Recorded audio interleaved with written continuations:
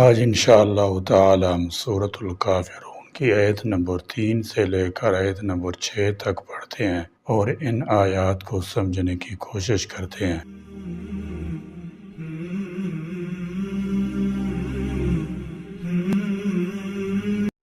اعوذ باللہ من الشیطان الرجیم، بسم اللہ الرحمن الرحیم۔ وَلَا أَنْتُمْ عَابِدُونَ مَا أَعْبُدُ وَلَا أَنَا عَابِدٌ مَا عَبَدتُّمْ وَلَا أَنْتُمْ عَابِدُونَ مَا أَعْبُدُ لَكُمْ دِينُكُمْ وَلِيَ دِينِ۔ وَلَا أَنْتُمْ اور نہ تم عابدون عبادت کرنے والے ہو، ما اس کی جس کی اعبد میں عبادت کرتا ہوں۔ فرمایا ولا انتم عابدون ما اعبد، اور نہ تم پوجتے ہو اسے جسے میں پوجتا ہوں۔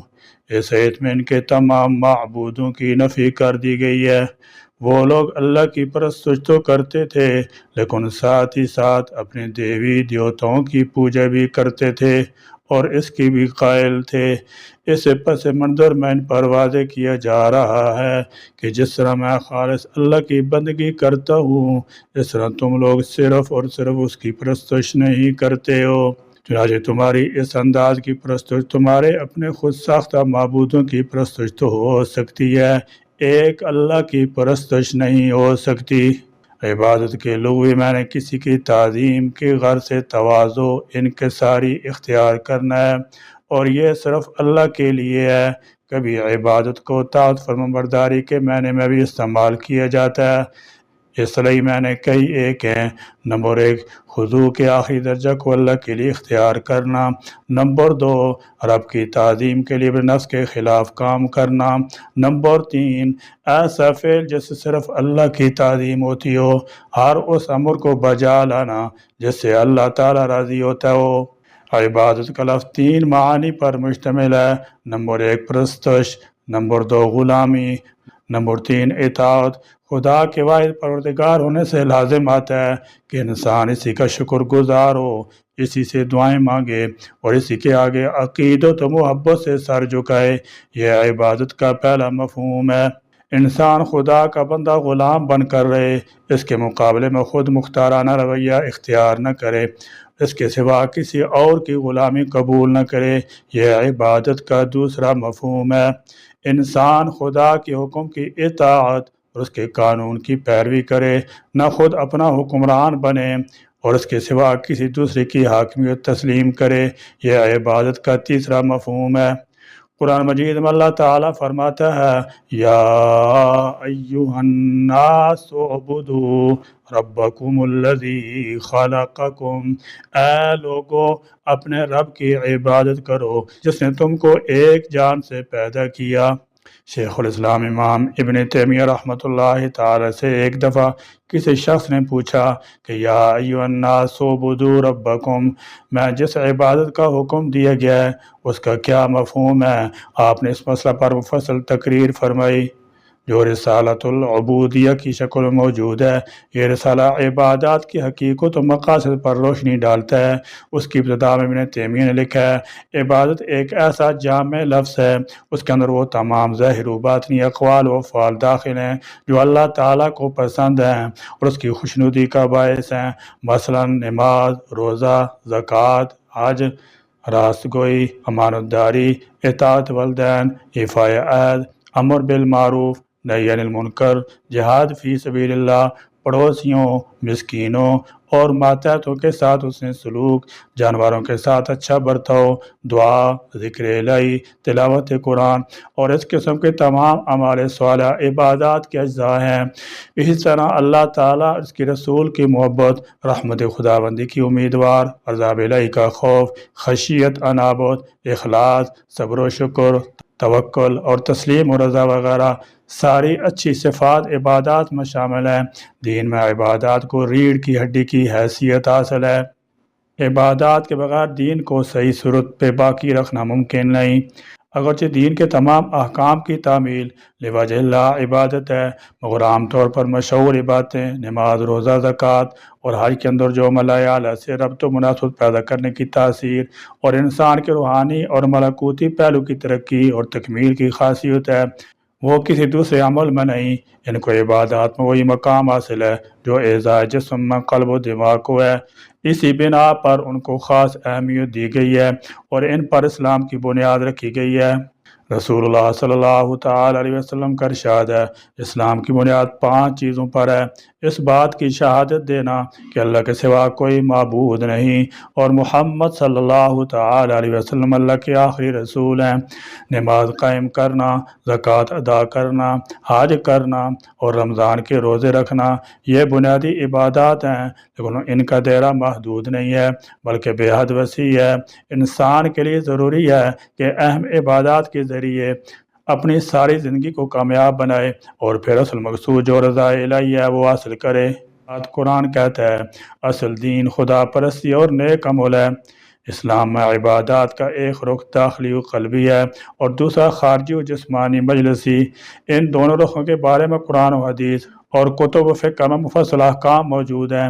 اسلام میں عبادات صرف وہی نہیں جو خدا سے مناجات مکالمے کا روپ دھارتی ہے، جو اندر کی طہارت کے ذریعے خارجی اجتماعی افعال و اعمال انسانی کے بارے میں بھی صدق و اخلاص، حسن نیت اور حسن عمل کے اوصاف پیدا کرتی ہے۔ داخلی عبادات کے بغیر عبادات کی ظاہری رخ ناقص رہتے ہیں۔ شریعت کے ظاہری اعمال بھی اس لیے ہیں کہ یہ مقصد حاصل ہو، پس ہمیں پوری زندگی کو عبادت کے سانچے میں ڈالنا چاہیے، جس کی صورت یہ ہے کہ ہم اپنے تمام ظاہری اور باطنی اعمال و اقوال جو اللہ کو پسند ہیں، اس کی خوشنودی کا ذریعہ ہیں، انہیں پوری خلوص و دیانتداری کے ساتھ ادا کریں۔ ولا انا، اور نہ میں ہی، عابد، عبادت کرنے والا ہوں، ما جس کی، تم عبادت کرتے ہو، ولا انا عابد ما عبدتم، اور نہ ہی میں آئندہ کبھی پوجنے والا ہوں ان کو جن کی تم پرستش کرتے ہو، عبادت کرتے ہو۔ عقیدہ توحید دین اسلام کی روح ہے، اسلام کی بنیادی ارکان میں سے پہلا رکن ہے۔ تمام عبادات میں یہی روح کار فرما ہے۔ دنیا کے کسی مذہب میں تعالیٰ کی وحدانیت کے بارے میں کوئی واضح تصور موجود نہیں ہے۔ کسی نے حضرت عیسیٰ ابن مریم کو خدا کا بیٹا قرار دے رکھا ہے اور کسی نے حضرت عزیر کو، کسی نے آگ، ستاروں، سورج، چاند، بلکہ ہر نفع نقصان والی چیزوں، جانوروں، درندوں اور اشرات الارض تک کو معبود بنا رکھا ہے۔ عبادت کا مستحق فقط اللہ تبارک و تعالی ہے، لہذا کسی غیر کو عبادت کا حقدار سمجھنا یا غیر کی بات کرنا شرک فی العبادات ہے۔ توحید اور شرک ایک دوسرے کے ضد ہیں، ما سوائے اللہ رب العزت کے کسی کی عبادت جائز نہیں، کسی کو اللہ تبارک و تعالیٰ کا شریک نہیں بنایا جا سکتا۔ جبکہ کفار مشرکین اپنے بتوں کے بارے میں یہ عقیدہ رکھتے تھے کہ ہم ان بتوں کی عبادت کر کے ان کو اللہ تعالیٰ کی بارگاہ میں قرب کا ذریعہ بناتے ہیں۔ ان کا یہ عقیدہ کفر شرک اس اعتبار سے ہے کہ وہ مشرکین ان بتوں کی باقاعدہ عبادت کرتے تھے اور یہ عقیدہ رکھتے تھے کہ یہ بت اللہ تعالیٰ کی بارگاہ میں قرب کا ذریعہ ہیں۔ وہ کہتے تھے، ما نعبدهم الا لیقربونا الی اللہ زلفا، ہم ان بتوں کی پرستش صرف اس لیے کرتے ہیں کہ وہ ہمیں اللہ کا مقرب بنا دیں۔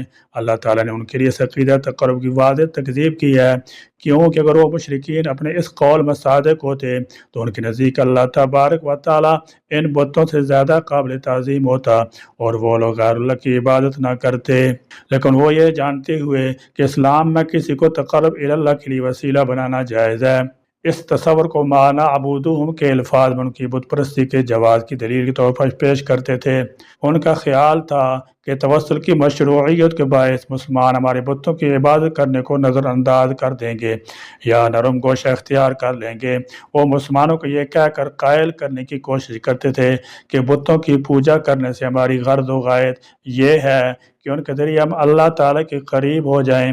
ان کے اس استدلال کو اللہ تعالیٰ نے رد کر دیا، کیونکہ شرک کو کسی بھی عمل اور نیت کے ذریعے پاک اور حلال نہیں کیا جا سکتا۔ وَلَا أَنْتُمْ، اور نہ تم عابدون عبادت کرنے والے ہو ما اس کی جس کی اعبدو میں عبادت کرتا ہوں۔ فرمایا ولا انتم عابدون ما اعبدو اور نہ تم پوجنے والے ہو جسے میں پوجتا ہوں۔ ان آیات میں بظاہر تکرار نظر آتی ہے، لیکن در حقیقت اس اسلوب میں ماضی، حال اور مستقبل کا احاطہ کیا گیا ہے، یعنی نہ میں نے زمانہ ماضی میں کبھی تمہارے معبودان باطل کی پرستش کی اور نہ آئندہ کبھی تم مجھ سے اس کی توقع کر سکتے ہو۔ بعض مفسرین نے پہلی آیت کو حال کے اور دوسرے کو استقبال کے مفہوم میں لیا ہے، لیکن امام شوکانی رحمۃ اللہ تعالی علیہ نے کہا ہے کہ ان تکلفات کی ضرورت نہیں ہے۔ تاکید کے لیے تکرار عربی زبان کا عام اسلوب ہے، جیسے قرآن کریم میں کئی جگہ اختیار کیا گیا ہے، جیسے سورہ الرحمن، سورہ مرسلات میں ہے۔ اسی طرح یہاں بھی تاکید کے لیے یہ جملہ دہرایا گیا ہے۔ مقصد یہ ہے کہ یہ کبھی ممکن نہیں کہ میں توحید کا راستہ چھوڑ کر شرک کا راستہ اختیار کر لوں جیسا کہ تم چاہتے ہو، اور اگر اللہ نے تمہاری قسمت میں ہدایت نہیں لکھی ہے تو تم بھی اس توحید اور عبادت الہی سے محروم ہی رہو گے۔ یہ بات اس وقت فرمائی گئی جب کفار نے یہ تجویز پیش کی کہ 1 سال ہم آپ صلی اللہ تعالی وسلم کے معبود کی، 1 سال آپ ہمارے معبود کی عبادت کریں۔ قرآن نے کافروں کی اس تجویز کو دو ٹوک فیصلے سے رد کر دیا اور اپنے نبی سے فرما دیا کہ سب کافروں کے سامنے یہ اعلان کر دو کہ اس شرط پر ہمارے تمہارے درمیان کبھی سمجھوتا نہیں ہو سکتا، کیونکہ میں کسی قیمت پر تمہارے معبودوں کی عبادت نہیں کر سکتا، جس کا نتیجہ یہی ہو سکتا ہے کہ تم بھی ایک اکیلے اللہ کی عبادت کرنا گوارا نہ کرو گے اور اپنے دوسرے معبودوں کو چھوڑنے پر تیار نہیں ہوگے۔ لکم تمہارے لیے، دینکم تمہارا دین ہے، والیہ اور میرے لیے دین میرا دین۔ فرمایا لکم دینکم والی دین، اب تمہارے لیے تمہارا دین اور میرے لیے میرا دین۔ اب میرا تمہارا تعلق ختم، تم لوگ جس راستے پر جا رہے ہو تمہیں وہ راستہ مبارک ہو، تم اپنے حال میں مست رہو، میں اپنے دین حق پر ثابت قدم رہوں گا۔ حق و باطل کا یہ مارکہ اپنے منطقی انجام تک پہنچ کر رہے گا اور تم دیکھو گے کہ جلد ہی جزیرہ عرب پر دین اسلام غالب آ کر رہے گا۔ اس سورہ مبارکہ سے چند باتیں معلوم ہوئیں۔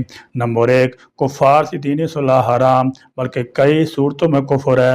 نمبر 2، کفار کے بتوں اور ان کی مذہبی ایام کی قابل تعظیم سمجھتے ہوئے ان کی تعظیم کرنا کفر ہے۔ نمبر 3، مومن کے دل میں کفار کی حیبت نہیں ہونی چاہیے۔ نمبر 4، کفر کو شرعی عذر کے بغیر اچھے القاب سے یاد نہ کیے جائے۔ نمبر 5، کافر کو بوقت ضرورت موقع محل کی مناسبت سے کافر کرنا درست بلکہ اسلوب قرآنی کے موافق ہے۔